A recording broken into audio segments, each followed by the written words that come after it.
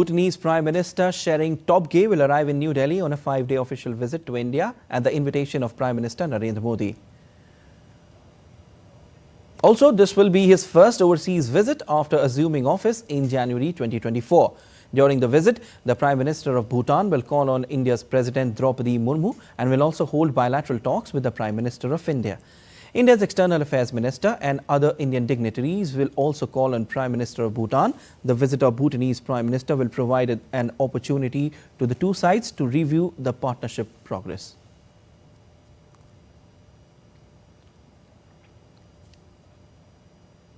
The Union Cabinet has approved agreements to strengthen bilateral relations between India and Bhutan. An MOU on general supply of petroleum, oil, lubricants, POL, and related products was signed between the two nations. An agreement was inked in the food safety. Both nations also approved an MOU on cooperation in the field of energy efficiency and energy conservation measures.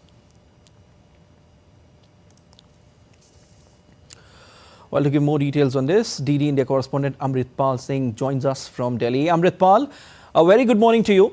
Now, Bhutanese Prime Minister will arrive in New Delhi on a 5-day official visit to India. And this will be his first overseas visit after assuming office in January 2024. Amritpal, what can we expect given the fact that both the countries share a unique and time-tested bilateral relationship? That's right. Bhutan is one of India's closest neighbors, and Tshering Tobgay is no stranger to India. He's been the Prime Minister of Bhutan earlier from 2013 to 2018 before he lost the confidence vote. But then he came back in January this year. He's a friend of India and is considered a close confidant of New Delhi. Remember when he had taken over in January this year, the Foreign Secretary Vinay Quatra, the Indian Foreign Secretary, had made a 3-day visit to Thimphu and held wide-ranging talks with Tshering Tobgay's cabinet and his officials. And later, the Bhutanese Foreign Secretary had come to India. So clearly, the two sides are on the same page when it comes to taking cooperation to the next level.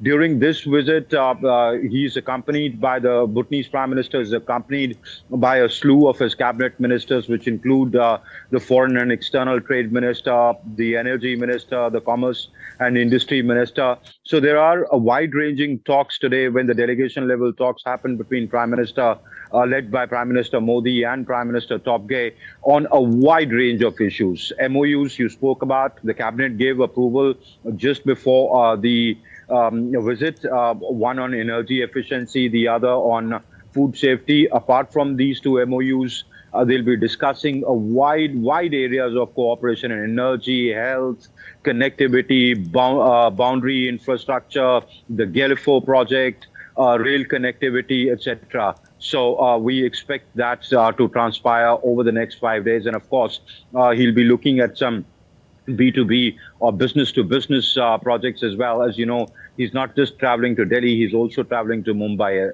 Siddharth. Indeed. Amritpal, an MOU on general supply of petroleum, oil, lubricants, POL, as we say, was signed between both countries, and an agreement was inked in the food safety as well. Any additional agreements or initiatives on the cards? If you could just update us and how these agreements, Amritpal, aims to enhance cooperation between the two nations.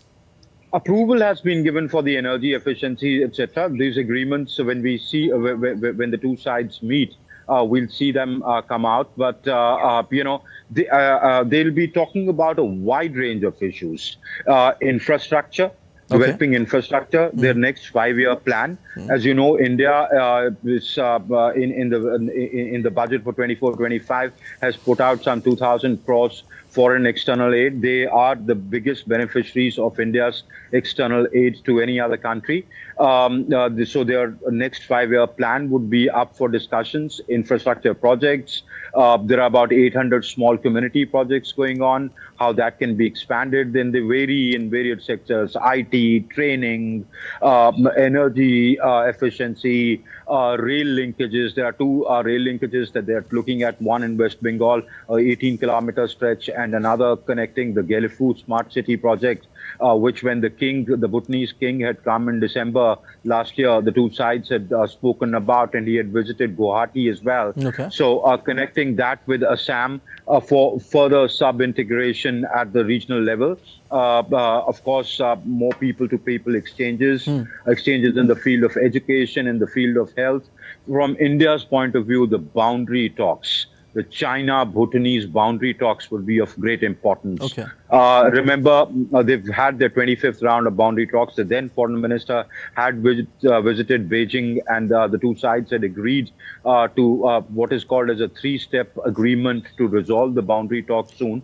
But that has security implications for us, for India, in the Doklam region. So India would be keen to know from the Bhutanese side that how their talks or what their approach with the Chinese is going to be like. Of course, Thimphu has reassured New Delhi that its security concerns will be taken into consideration, but India would be very concerned about that. Apart from that, of course, business-to-business agreements, training of their professionals to stop. The king had voiced that they are very concerned about the migration of young professionals happening out of their country. So all this will be up for discussions today and over the next 5 days. Siddharth? Well, definitely. This means wide range of topics on which discussions, are expected between both the countries. Well, believe with that. Thank you so much, Amritpal Singh, for your analysis.